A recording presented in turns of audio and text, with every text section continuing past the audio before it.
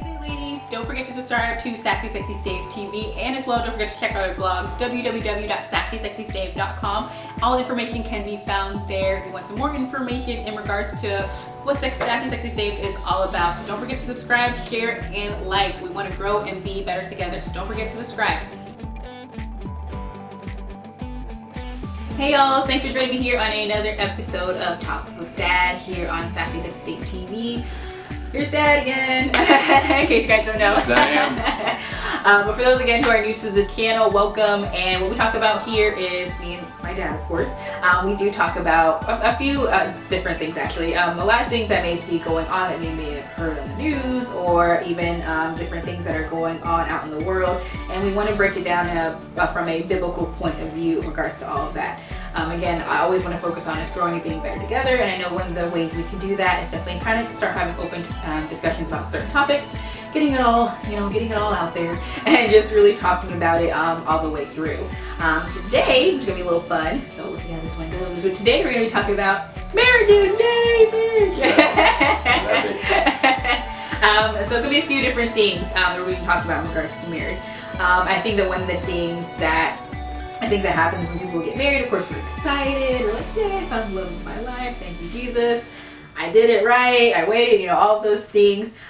We have to realize as well when we get married that there's going to be ups and downs, and as well as going to be certain changes that happens with yourself or your partner that maybe you expected or didn't expect, and realize that not all change is bad. For those who maybe got married younger or whatnot, it's maybe not going to be the same person that you married when you were 20 years old. They probably may have changed within a year or so. Don't be too scared when that change happens. I remember I had this discussion with my husband. He's like, yeah, you're definitely the same person I married 5 years ago. And at first I felt a little insulted, like, what do you mean? I was ready to what do you mean I'm the same person? How dare you? But what he meant was, no, you've gotten better. We've learned to communicate better. We've gotten better in regards to this area, because I didn't realize how selfish I was, so I got married, so I'm starting to learned how to be a little less not as selfish, So I was like, okay, I get it. So it's all good. Changes are okay. Changes are definitely okay. I know I've been married almost 6 years. It's gonna be 6 years, August 2nd. How long have you been married, Dad? 32 years, August the 7th. So he's got more years on me. So what are some, I want to just go ahead and jump in here. So what are some tips that we can give, either of us can give in regards to a lasting, loving marriage and have understanding along the way, so that we don't get, I can't believe he's mad I didn't change, or she hadn't changed, or you're not doing this, or you're not doing that. So because what can happen is you do the blame game of, well, you just need to fix yourself, or you just need to do this. What are some tips that we can kind of help in regards to marriages, and how in regards, whether that's communicating, whether that's in regards to having that date night, whatever we need to do to keep your marriage as strong as possible. All right. Do you have anything in mind? Well, I'll start. One of the things, because I'm going to go off of my experience, guys, so it's not going to be like I'm grabbing things out of air, because me and my husband, we've gone through this. So what I would say is definitely learn to communicate.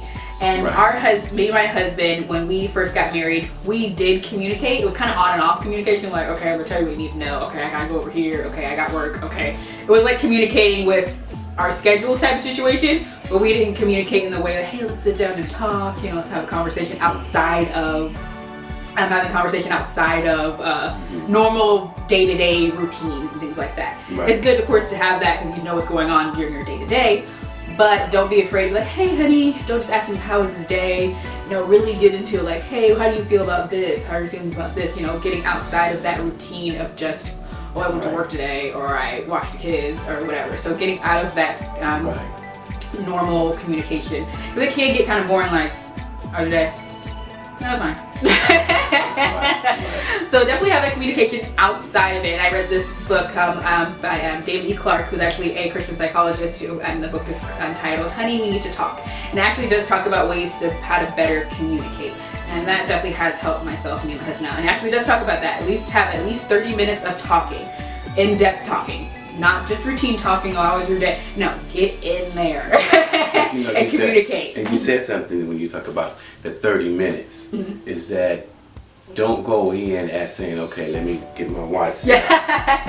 You got 30 minutes of talk time, but I believe will allow my wife and I to make it is that when we have communication, is that I need to value what you're saying. That's very true. I have to look at you and examine you, look in your eyes while you're talking, and it's like every word that's come out of your mouth should be like, oh, I just love those words, or I just love your voice, or I just love hearing you talk.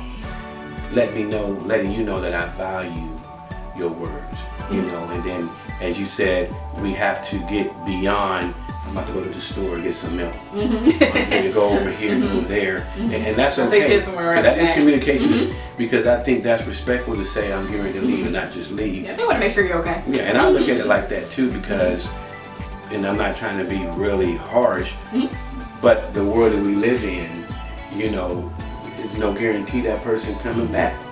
So you have to communicate with them, be safe, I love you, but at least have that conversation, because a lot of people say, oh, something happened and I didn't get a chance to say bye. I didn't get, you know, but you want to let them know, be careful, love you, you know, be safe. But at least I know that we had a good conversation. But then you graduate from that part. And when you come home and you sit down and you talk, most of the time my wife and I, we do a lot of talking at the dinner table. Yep. You know, we don't want our food to get cold, but that's what microwaves we for. have a lot of good conversations, or we'll take time out where we have our date night, which, you know, on Friday, nobody calls it on Friday. I forgot that one time. I was like, my Yeah, bad. date night. But I want to take that time out if you have children, because we raised 6 children, you be one of them. And we knew, okay, 8 o'clock bedtime, because we need mommy and daddy time. You know, and that doesn't mean I'm just hugging you and kissing all over you, but we just have time because now I want to talk about you.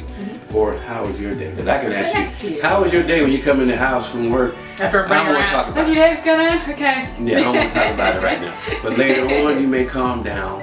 But I think one of the biggest thing is letting the person, your wife, your husband, know that you mean something to me. What we're doing is valuable, you know, to me.